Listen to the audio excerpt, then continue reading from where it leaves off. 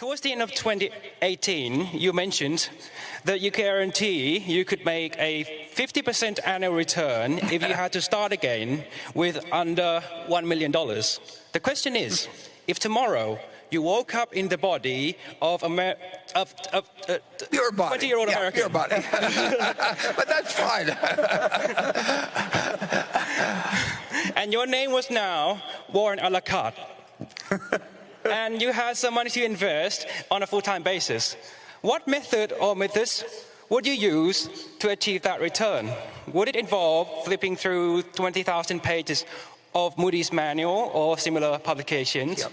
Or finding, to find sticker butts? Or would it be hunting for great companies at a fair price as Mr. Munger would?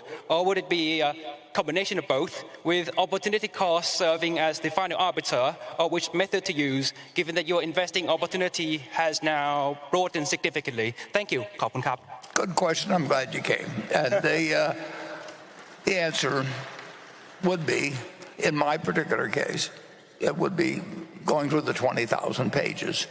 And since we were talking about railroads, I went through the Moody's Transportation Manual a couple of times. That was 1,500 or 2,000 pages, or probably 1,500 pages. And I found all kinds of interesting things when I was 50 or when I was 20 or 21. And I don't imagine there's anybody here that knows about the Green Bay and Western Railroad Company, but there were hundreds and hundreds of railroad companies, and I like to read about every one of them. The Green Bay and Western, in those days, everybody had a nickname for railroads. I mean, that was just what Northern Pacific was, the Nipper, and Phoebe Snow was one of them in the east that used to go up to Cornell, and the Green Bay and Western was known as grab baggage and walk, and GB&W, and they had a bond that was actually the common stock, and they had a common stock that was actually a bond, and that could lead to unusual things, but they wouldn't lead to unusual things that would work for you with many millions of dollars. But if you collected a whole bunch of those, which I set out to do, and actually that's what impressed Charlie when I first met him, because I knew all the details of all these little companies on the West Coast that he thought I would never have heard of, but I knew about the Los Angeles Athletic Club or whatever it might be, and he thought he was the only one that knew about that, and that became an instant point of connection. So to answer your question, I don't know what the equivalent of Moody's manuals or anything would be now, but I would try and know everything about everything small, and I would find something, and with $1 million you could earn 50% a year. But you have to be in love with the subject. You can't just be in love with the money.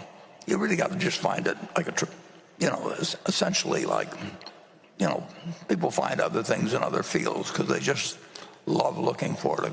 A biologist looks for something because they want to find something.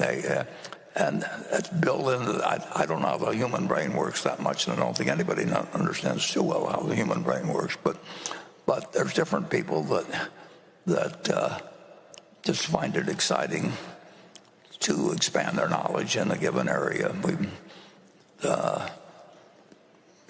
I know great bridge players. I know great chess players, actually. Kasparov came to Omaha and met Mrs. B.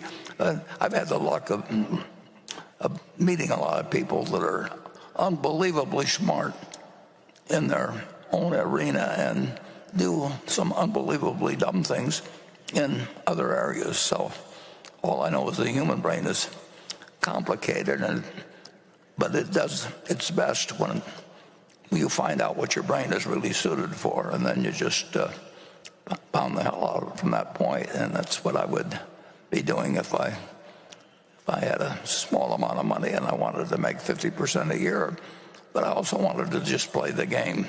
And you can't do it if you don't find the game of interest, whether it's bridge or whether,